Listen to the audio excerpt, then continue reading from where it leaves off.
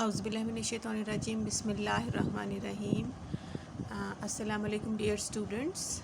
आज हम जो है वो अल्फ़ाबेटिकल ऑर्डर में जो फ्रेज़ल वर्ब्स हैं और ईडियम्स हैं वो हम स्टार्ट करने लग जा रहे हैं।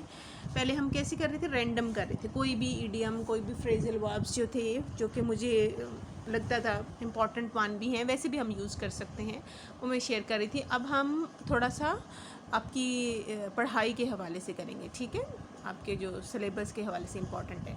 सो द फर्स्ट ईडियम और फर्स्ट जो हम फ्रेजल वर्ब्स करने जा रहे हैं that are of letter A. Letter A के सारे जो फ्रेजल वर्ब्स और ईडियम्स होंगे जो आज के सेशन में है वो ए के हैं, फिर नेक्स्ट बी और सी, इसी तरह हम शेयर करते जाएंगे। First phrasal verb is account for.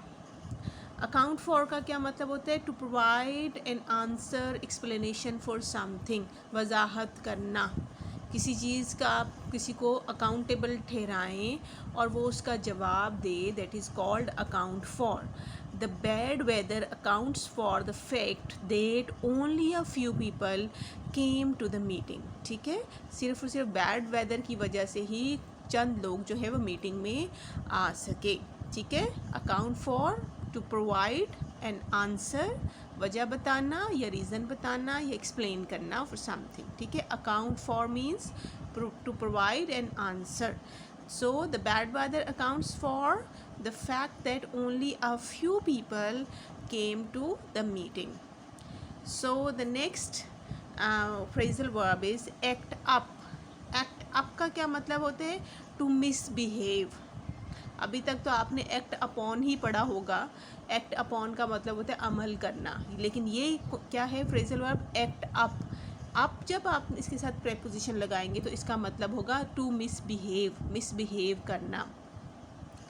So the children began to act up during the field trip.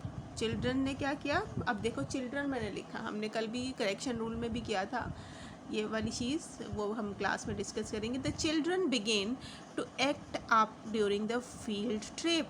क्या इसका मतलब हुआ? कि बच्चों ने फील्ड ट्रिप में मिसबिहेव किया। Add fuel to fire. Add fuel to fire. Fuel क्या होता है? फायर क्या होता है?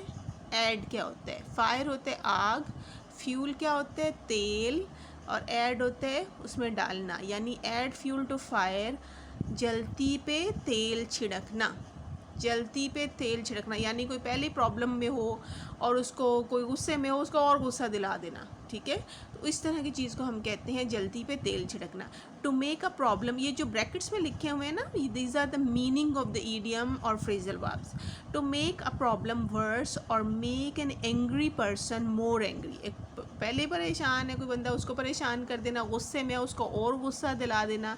ठीक है, the company added fuel to fire when they criticize the workers. ठीक है, जब उन्होंने कंपनी ने क्या किया? जलती पे तेल का छिड़का, किस वजह से? जब उन्होंने वर्कर्स को क्रिटिसाइज़ किया, यानी उनको तंज उन पे किया कि उनका काम अच्छा नहीं और things like that. Next idiom है add insult to injury. Add insult to injury. Injury क्या है? क्रिकेट की शौकीन को तो फ़ौरन पता चल जाता होगा इंजरी का क्या मतलब है। इंसल्ट टू इंजरी यानी to make a person worse, sorry, to make a person who already feels bad to feel worse. कोई बुरा किसी को फील हो रहा है तो उसको और बुरा कराना, फील कराना। To make a bad situation worse. Bad से वर्स यानी पॉजिटिव डिग्री से आपने कंपैरेटिव डिग्री में ले आए, यानी उसका ग्रेड बढ़ा दिया आपने। उसको कह दिया कि किसी को अगर बुरा फील हो रहा है तो उसको और मज़ीद बुरा फील कराएं। Our boss added insult to injury when he refused to let us use the telephone and computers during lunch. ठीक है, बॉस ने क्या किया? हमारे जो है वो हम पहले ही परेशान थे, उसको और परेशान किया। कैसे किया? कि आपने लंच आवर में भी और आप कंप्यूटर और टेलीफोन जो है वो यूज़ नहीं कर सकते। शी रिफ्यूज़ड, उसने इनकार कर दिया कि इस टाइम पे भी आप यूज़ नहीं करेंगे। Against a clock. Against the clock का मतलब होता है to hurry, to do something before a particular time, यानी बहुत तेज़ी में काम करना। चॉप चॉप, हरी अप, तेज़ तेज़ करना, यानी डबल स्पीड से काम करना। अगेंस्ट द क्लॉक का मीनिंग है to hurry, to do something before a particular time. So we worked against the clock to finish the project.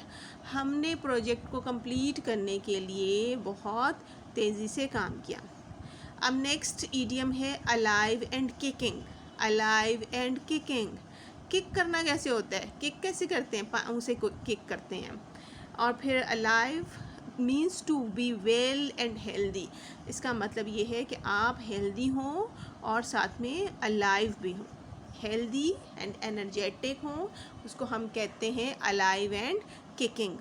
My aunt is 87 years old and she is very much alive and kicking. मेरी aunt कितने साल की हैं, 87 years की है, लेकिन she is very alive and kicking. इसको हम फिगरेटिव सेंस में लेते हैं, ठीक है, लिटरल सेंस में नहीं है। यानी कि हम कह सकते हैं कोई इंडस्ट्री जो है वो ख़त्म हो रही है and it is trying to be alive and kicking. Next is all ears. All ears का मतलब होता है तवज्जो से सुनना। To be eager to listen to someone, किसी को बड़े शौक से, बड़े ध्यान से, बड़ी तवज्जो से सुनना, this is called all years. Years क्या होते हैं, कान। ऑल ईयर्स यानी पूरे ध्यान से लगा के, कान लगा के बात सुनना। I am all ears, please tell me about the party, ठीक है। All in one piece. All in one piece means safely, without damage, किसी भी किस्म के डैमेज के बगैर बिल्कुल safely. Our furniture arrived all in one piece after we moved, यानी हम जब एक घर से दूसरे घर में शिफ्ट हुए या मूव किया है, वट एवर आप इसमें लिख सकते हैं सेंटेंस में। Our furniture arrived all in one piece after we moved, यानी कुछ टूटा फूटा नहीं, that was completely safe and without damage. All in one piece means safely without damage. Next idiom है armed to the teeth. Armed to the teeth, teeth किसे कहते हैं, armed to the teeth means to be armed with many weapons. जब भी आप असलहे से lace होना, ठीक है, बहुत ज़्यादा असलहा अपने साथ कैरी करना। The police were armed to the teeth during the raid. जब पुलिस ने रेड यानी छापा मारा तो उनके पास बहुत सारा असलहा था, ठीक है, armed to the teeth. Last idiom जो 10th है वो है at a loss. At a loss का मतलब होता है in a state of uncertainty और बिविल्डरमेंट। आप हैरान, परेशान, बिल्कुल हवन्नक और शरर रह जाएं, बिल्कुल, that is called eight a loss. जब होता है ना समटाइम्स आप पढ़ नहीं रहे हो और एकदम से रिज़ल्ट आ जाए कि आप पास हो गए हैं, तो यू आर सरप्राइज होते हैं ना, that is positive. At a loss होते हैं बिल्कुल आप हैरान रह जाएं, नेगेटिव सेंस में, अनसर्टन हो।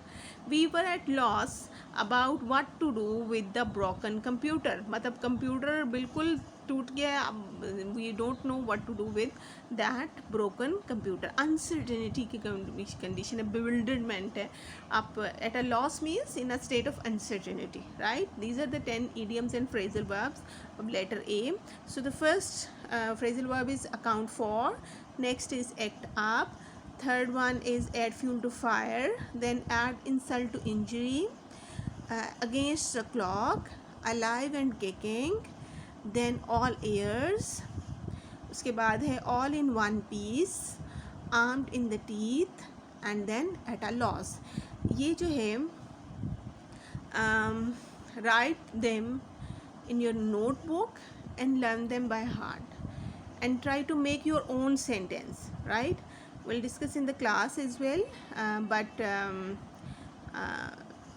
do let me know in the comment section, did you understand all these things?